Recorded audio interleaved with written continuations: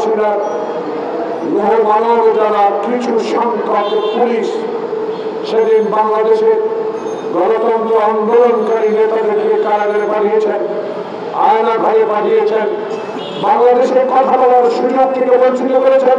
বিগত দিনে যারা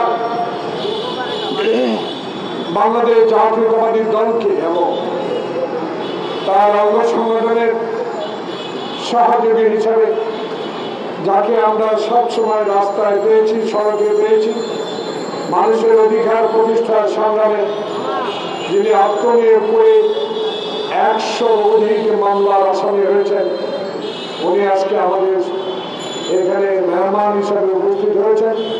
সে আমার স্নেহ ছোট ভাই শরাফত আলী সবু, ওলামা দলের সিনিয়র মাওলানা আলমগীর শাহ, 300 মামলা। 300 প্রিয় বন্ধুগণ, বক্তব্য দীর্ঘায়িত করার সময় নেই। আমাদের আরেকজন নেতা, আমাদের অত্যন্ত প্রিয়বাদের আমির খুশি মাহমুদের একটি কর্মসূচি রয়েছে, এখান থেকে কিছু দূরে। সকল সাংবাদিক ভাইরা অবশ্যই ওনাদের সংবাদ সংগ্রহ করবেন। গণতান্ত্রিক পার্টি আজকে যে বিষয় উল্লেখ করেছে, আমি ইরানের বক্তব্যে কিছুটা মর্মাহত হয়েছে।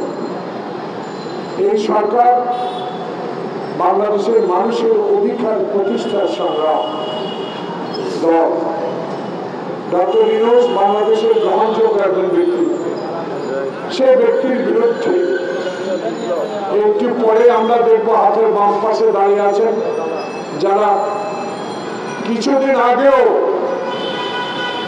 বাংলাদেশের রাজনীতি নিয়ে শেখ হাসিনার হাতকে শক্তিশালী করতে চেয়েছিলেন, তারাও আজকে বাংলাদেশের আনাচে কানাচ থেকে একত্রিত হয়ে ঢাকায় এসে দাবিগুলো পেশ করছেন ডক্টর ইউনূসের কাছে।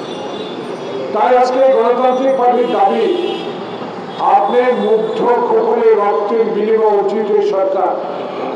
এই সরকারের প্রেতাত্মা যারা আছেন, এই সরকারের লোক যারা আছেন, যারা লুটের সরকারের সহযোগিতা করেছেন, যারা সংবিধান তছনছ করার সহযোগিতা করেছেন, যারা বাংলাদেশের গণতন্ত্রের গোড়াটি হত্যা করাকে সহযোগিতা করেছেন, যারা বাংলাদেশের ব্যাংক লুট করেছেন, যারা কানাডায় বাড়ি করেছেন, যারা ব্যাংককে আমার কষ্টার্জিত টাকা লুট করে বাড়ি বানিয়েছেন, তাদের বিরুদ্ধে যারা আমরা রাজপথে ছিলাম, আমরা সকল অত্যাচার সহ্য করে আন্দোলনে ছিলাম।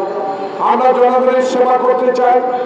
আমরা এমন এক নির্বাচন চাই যে নির্বাচনের মধ্যে দিয়ে জনগণ তার প্রত্যাশিত ব্যক্তিকে বাংলাদেশের পার্লামেন্টে পাঠাতে পারে।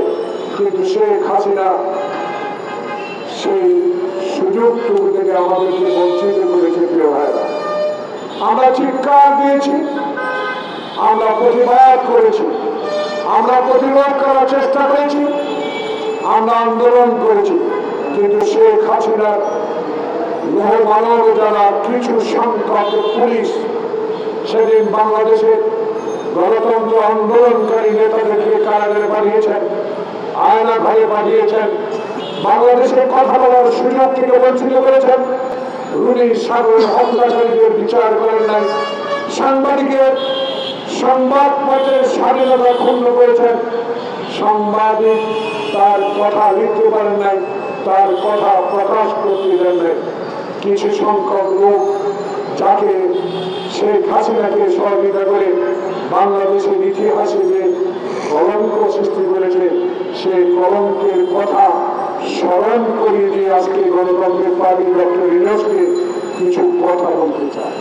প্রিয় বন্ধুরা, এখনো কি শুনি? এখন অ্যাডভোকেট সাইফুল আত্মহত্যা দিতে হলো। এখনো কেন শুনি ডিমের সিন্ডিকেটকে গ্রেপ্তার করা হয়নি? এখনো কেন শুনি পেঁয়াজের সিন্ডিকেটে যারা কোটি টাকা লুট করেছে তাদেরকে গ্রেপ্তারের আওতায় আনা হয়নি? এখনো মানুষ বলতে শুনি যে মেহেদী, রুমি, হারুনেরা বাংলাদেশের জাতীয়তাবাদী শক্তিকে তছনছ করে দেওয়ার জন্য তার বিএনপির অফিসকে তছনছ করে নিয়ে নিজেরা বোমা বহন করে আমাদেরকে মামলা দায়ের করে জেলে পাঠিয়েছে।